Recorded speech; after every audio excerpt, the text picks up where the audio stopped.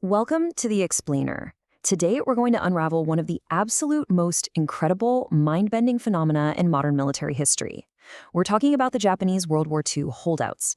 And specifically, we're going to dive deep into the incredibly cinematic, almost unbelievable 29-year campaign of Lieutenant Hiroo Onoda. I mean, just imagine a psychological thriller where the main character is fighting a brutal, high-stakes war that the entire rest of the planet has completely forgotten about. That's the surreal world we're stepping into right now. So we actually open our story not back in the 1940s, but in 1974. Enter a young, eccentric Japanese adventurer named Norio Suzuki. This guy dropped out of college and casually told his friends he was heading out to travel the world with, well, a pretty bizarre bucket list. His stated goals? He wanted to find Lieutenant Onoda, a panda, and the abominable snowman. In that exact order. It's kind of funny, right? It's a jarring, almost comedic quote, but it perfectly sets the stage for the absolute collision of eras we're about to explore. And, against all odds, it actually happened. After just 4 days of wandering around the damp, incredibly dense jungle of Lubang Island in the Philippines, this 24-year-old hippie in a t-shirt comes face to face with a literal ghost. Just put yourself in his shoes for a second. You're walking through the trees, pushing past the brush, and suddenly you're staring down a man holding a fully functional Arisaka rifle. And this man's mind wasn't just stubborn, it was a sealed psychological time capsule, permanently locked in the year 1944. This was the ultimate clash of generations. Section 1. Ghosts of the Jungle. Okay, to really understand this, we have to completely set aside our modern, conventional understanding of how wars end. We need to look at the concept of Zanri Nipponhi, which translates to remaining Japanese soldiers.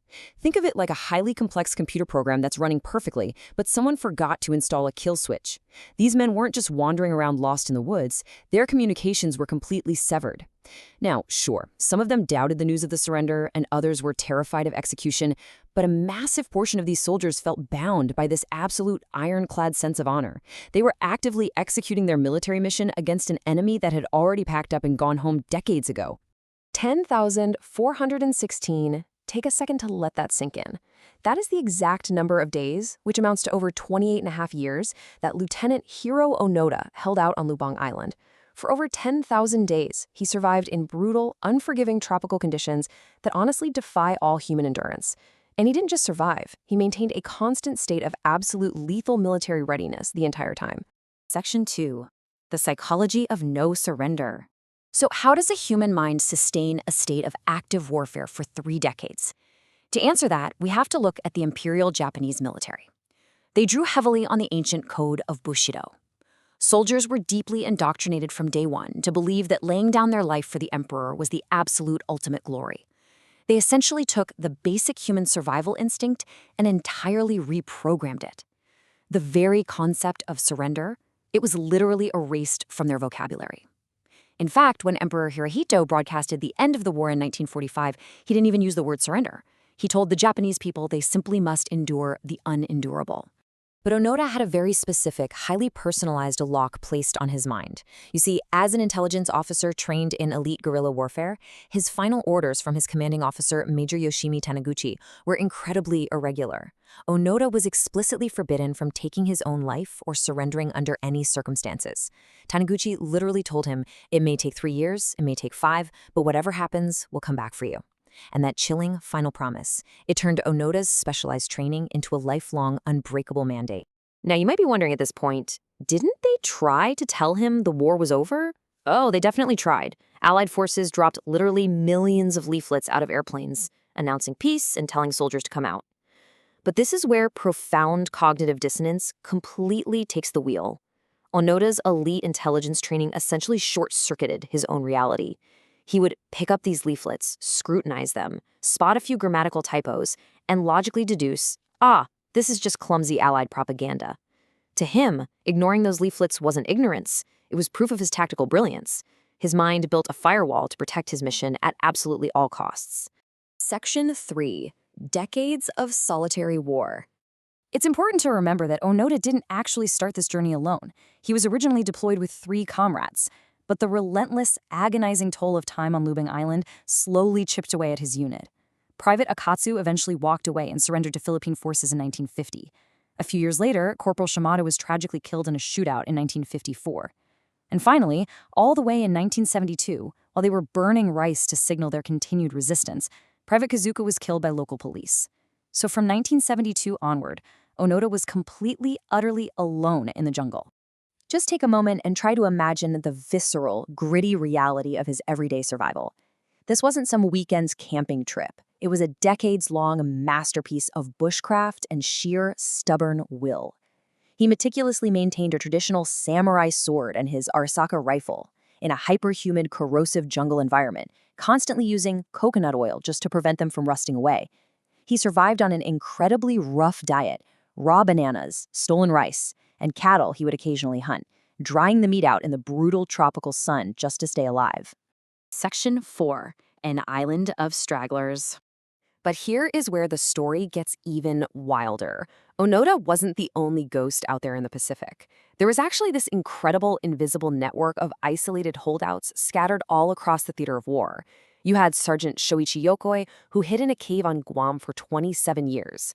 And then, remarkably, there was Private Teruo Nakamura. He was an Aboriginal soldier from Taiwan serving in the Japanese army, and he actually held out in Indonesia until December of 1974. That means he survived out there even longer than Onoda himself. The actual mechanics of how these holdouts finally came to an end followed a very strict, heavily programmed pattern. Take Captain Sakai Oba on Saipan, for example. They called him the Fox. He used brilliant guerrilla tactics to evade U.S. Marines for 512 days after the island fell. And he only surrendered when a former Japanese general was physically brought in to sing the infantry anthem and formally present him with official documents from the now-defunct Imperial General Headquarters. That chain of command, it was absolute. There were no shortcuts. Section 5. The Order to Stand Down. Which brings us back to our eccentric adventurer, Norio Suzuki. When he finally found Onoda in that jungle, Onoda plainly stated he would only stand down if he was ordered to by his direct superior, no exceptions.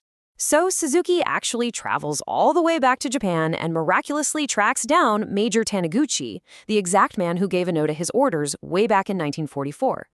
Taniguchi wasn't a military man anymore, obviously, he was just an elderly bookseller.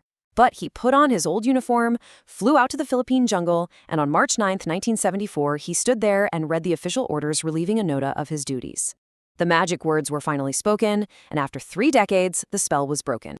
2 days later, Onoda marched out of the jungle canopy wearing his tattered 29-year-old uniform, and he formally presented his pristine samurai sword to Philippine President Ferdinand Marcos. Now, it's a very complex legacy to unpack.